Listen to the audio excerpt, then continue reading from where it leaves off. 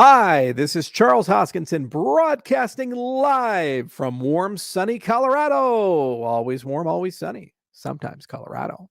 Today is January 3rd, 2024. 2024. Almost a quarter of a century has passed in the 21st century. Can you guys believe it? It's been one hell of a ride, all things considered. I remember when I was a kid, I get the Sunday newspaper and comics would come through, and I got both the Rocky Mountain News and the Denver Post, and always loved the Rocky Mountain News because they'd have the best comics.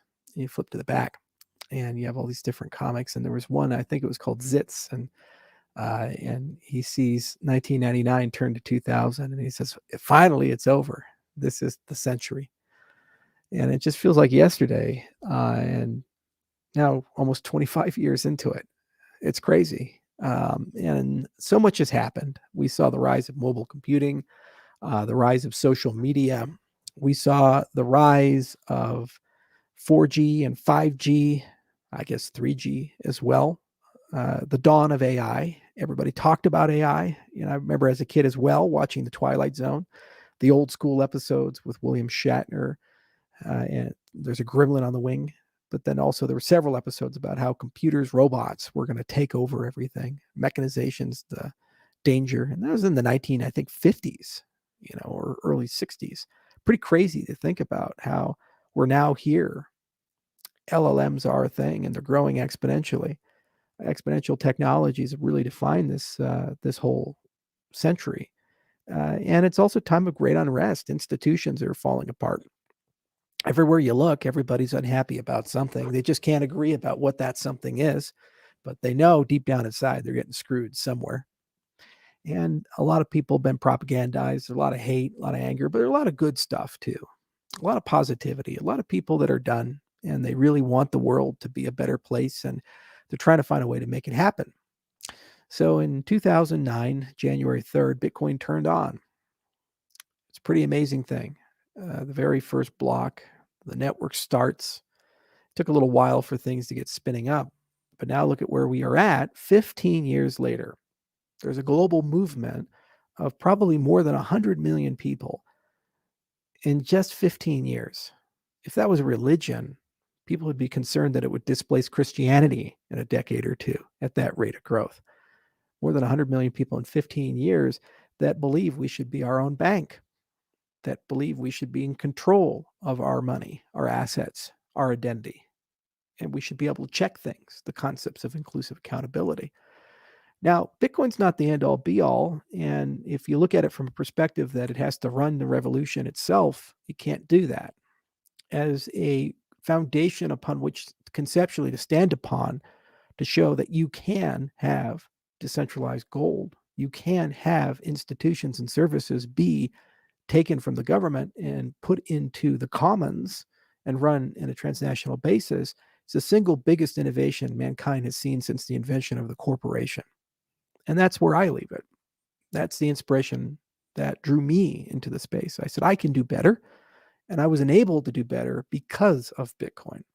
And there are so many thousands of entrepreneurs in our industry who've done that.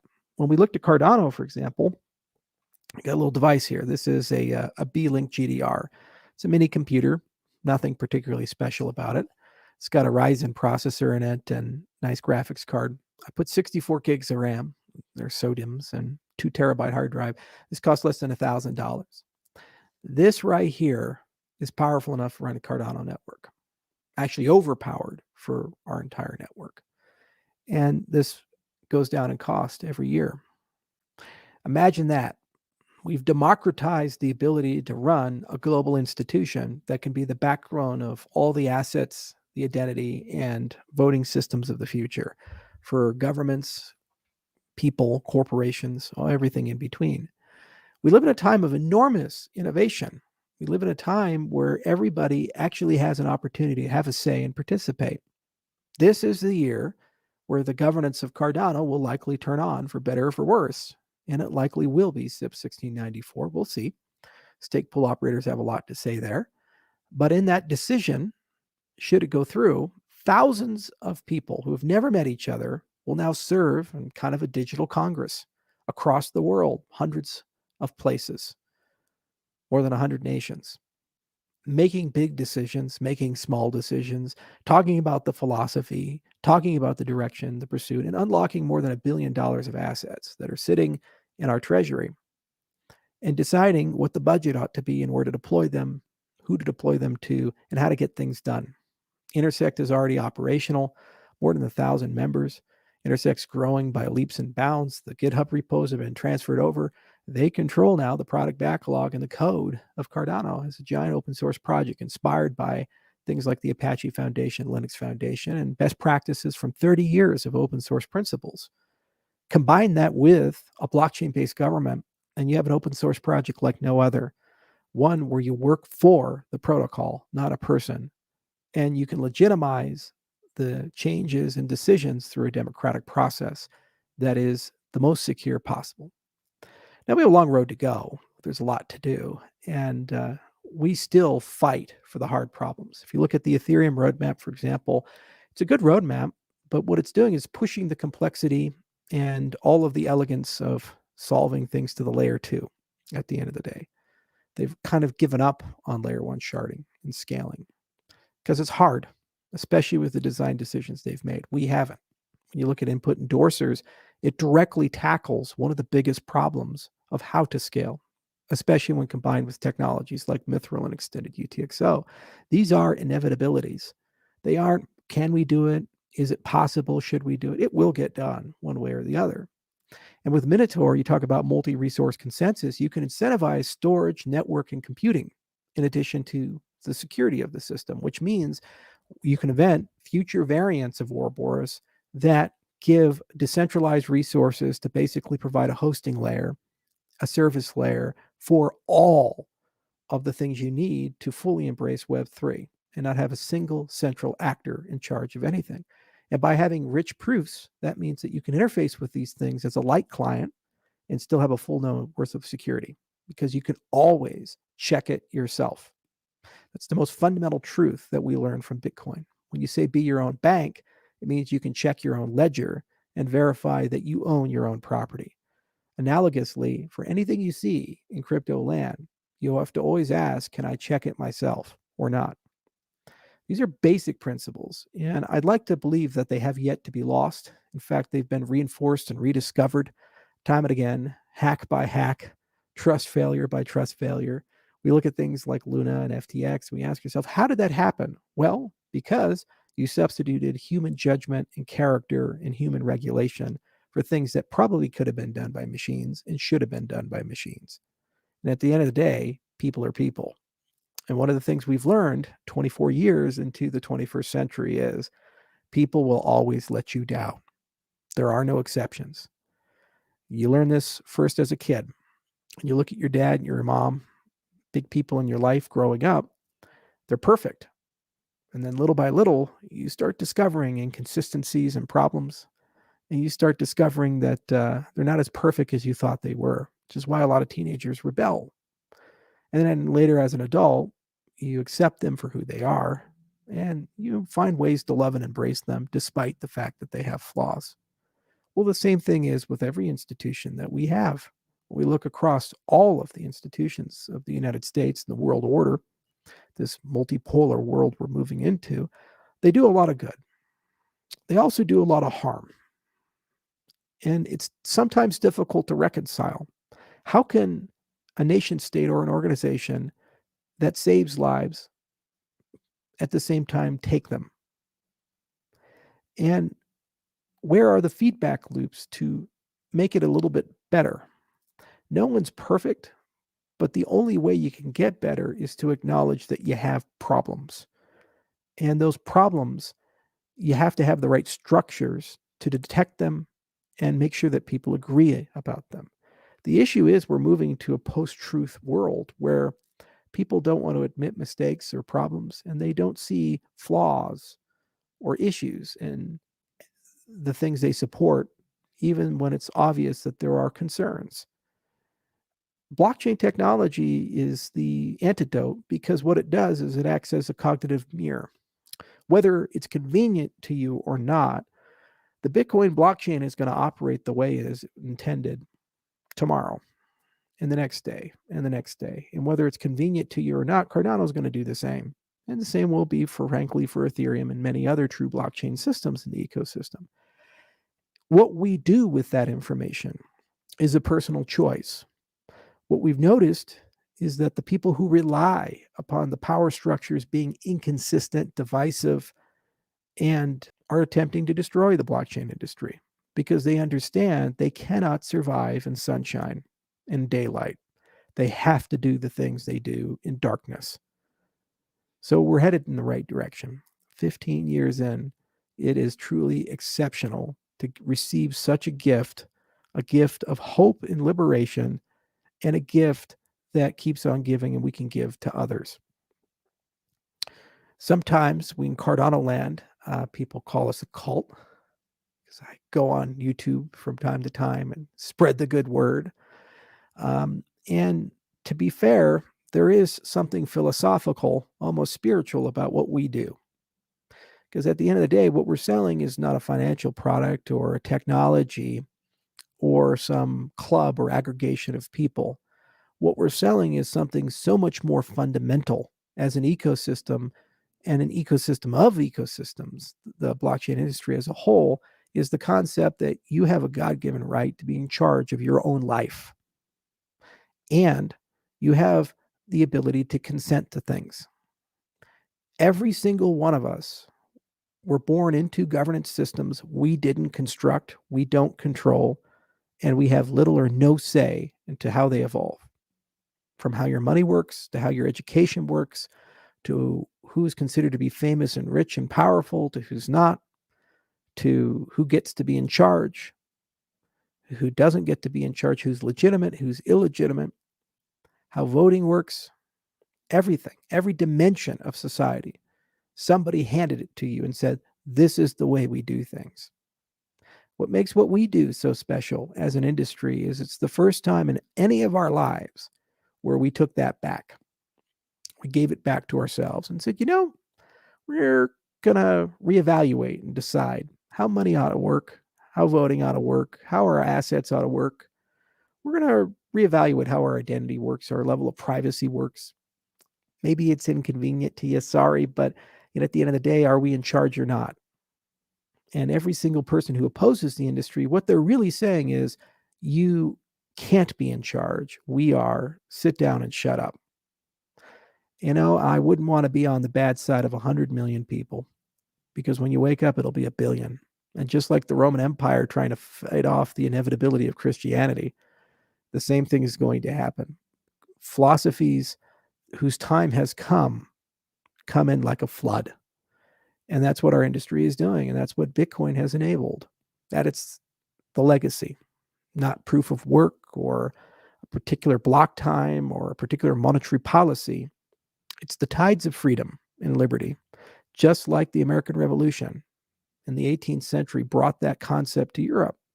And we saw shortly thereafter the French Revolution and legitimate, real discussions about the concept of rule by the many instead of the few, concept of consent of the governed instead of the divine right of kings.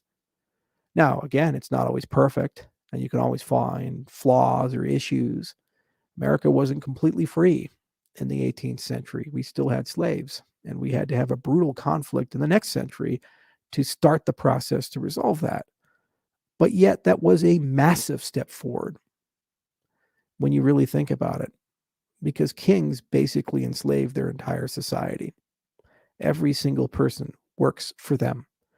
They're not subject to rules of law. They're not subject to human rights. You are basically their servant, for better or for worse. Some have a little more freedom, some have a little less, but you work for them. And the idea of getting rid of them and replacing them with leaders that we can replace as a mass is a pretty special one. And ultimately, it starts the process of freedom for all. The problem is that our lives aren't ruled anymore in the 21st century by kings and queens. It's ruled by institutions, bureaucracies, and unelected officials that by aggregate run everything. Corporations, giant, soulless, faceless entities that have agency and identity, but no human, one human runs that. And this uneasy alliance of these organizations basically creates a status quo.